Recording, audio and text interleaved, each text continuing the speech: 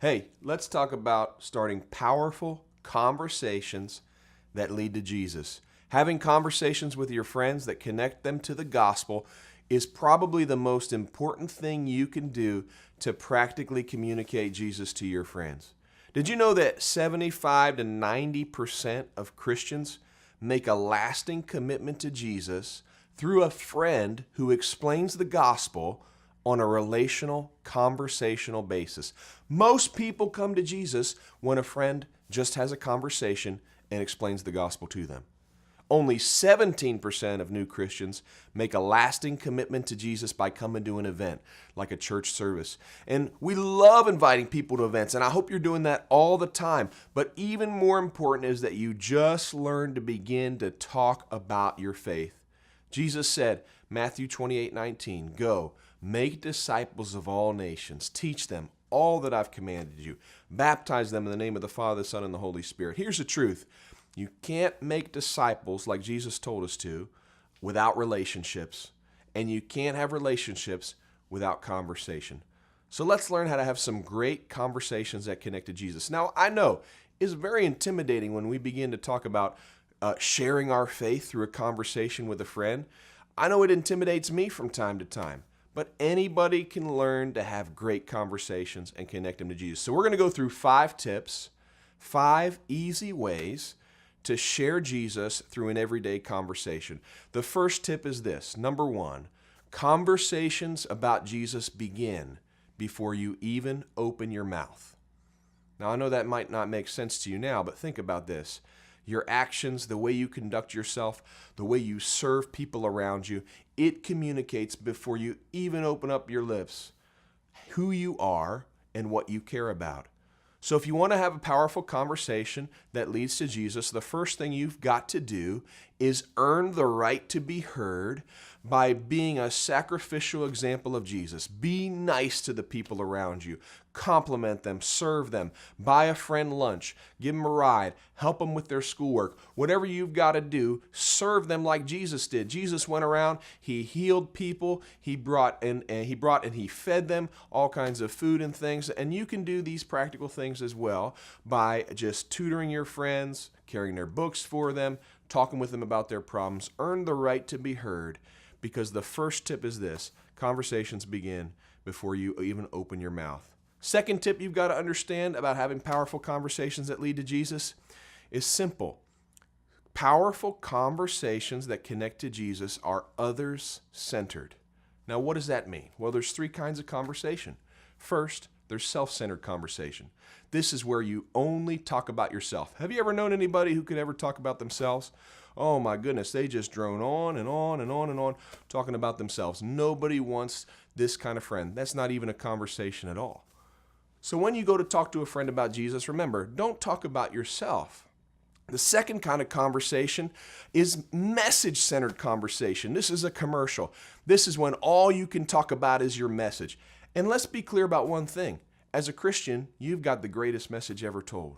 The story of God sending his son, a part of himself, to die on a cross for mankind. This is the greatest story in history. So we've got a great message.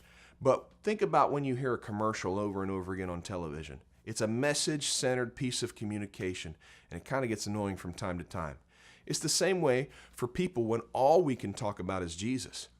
Because the most powerful form of communication is other-centered communication, other-centered conversation. What does that mean? It means if you want to have a conversation that leads to Jesus, you've got to talk to your friend first about who they are. You've got to get to know them. You've got to ask them about themselves. So if you want to have a powerful conversation, I know it seems weird, but remember, first, you can't start with Jesus. You've got to start by talking to your friend. How do I talk to my friend about themselves? How do I start an other-centered conversation? Ask them about their history. Ask them about their family. Ask them about what they like to do. Ask them about what they're passionate about. What's their dream? What would they do if they could do anything they ever wanted to do? Listen to what they have to say to you. And as you do so, listen to the Holy Spirit. Because that's one of the other tips I want to share with you. Number 3, for having powerful conversations that lead to Jesus. The Holy Spirit can work through you in a conversation. Not only that, but the Holy Spirit is already having a conversation with every person that you have a conversation with in order to share Jesus. Think about it. Jesus said, I'll send the Holy Spirit, and he will convict the world concerning its sin and God's righteousness and coming judgment. And Jesus also said that when the Holy Spirit comes, he will give witness of who Jesus is. That means the Holy Spirit right now is at work all across the globe, having conversations with people about who Jesus is. They just don't recognize that it's the Holy Spirit speaking to them. So every person you talk to about Jesus, remember this. The Holy Spirit's already been speaking to them. As you listen to the Holy Spirit, maybe you'll be able to detect and hear how God is working in their life. The fourth thing you've got to understand is this. The Holy Spirit, the story of God, the story of Jesus is also intertwined with your story. You're a child of God. You're a son or a daughter of Jesus. And that means Jesus' story and your story are intertwined. So you're going to start with asking your friend about themselves, but eventually they're going to ask you about who you are and what you like to do. Just remember that the gospel is entwined in your life. So as you begin to talk about the things you like to do, as you begin to talk about the things you're passionate about, be sure to connect your life to Jesus. What are you passionate about? Are you passionate about the Bible? Are you passionate about going to church? Are you passionate about worship? Are you passionate about prayer? Are you passionate about missions? Talk about those things. It's actually more awkward if you're passionate about those things and you don't talk about it. If you want to be honest and true with what you're passionate about, you should be talking about Jesus. So after they tell you about their story, they begin to ask you about your story. That's your opportunity to begin to talk about who Jesus is, what he's done for your life. Do you have a testimony you could share about what God's done? Is there a healing in your life or in your family's life that you could share? These are the kind of stories that could impact people and really change them forever. Fifth tip that I want to share with you about having powerful conversations that lead to Jesus is don't be afraid to close the deal. What do I mean by that? Here's what I mean. Don't be afraid to ask somebody if they would like to hear about Jesus. Don't be afraid at the end of a powerful conversation to say, hey, would you mind if I told you about how God's impacted my life? Would you mind if I shared with you a little bit about what I believe about who God is? Hey, could I share with you the most important day in my life? Maybe you want to talk about the day that you came to Jesus or when God spoke to your heart. Don't be afraid to close the deal. Don't be afraid to ask your friend if you can explain the gospel to them. I know it's nerve-wracking, but you can do it. Listen, don't give up.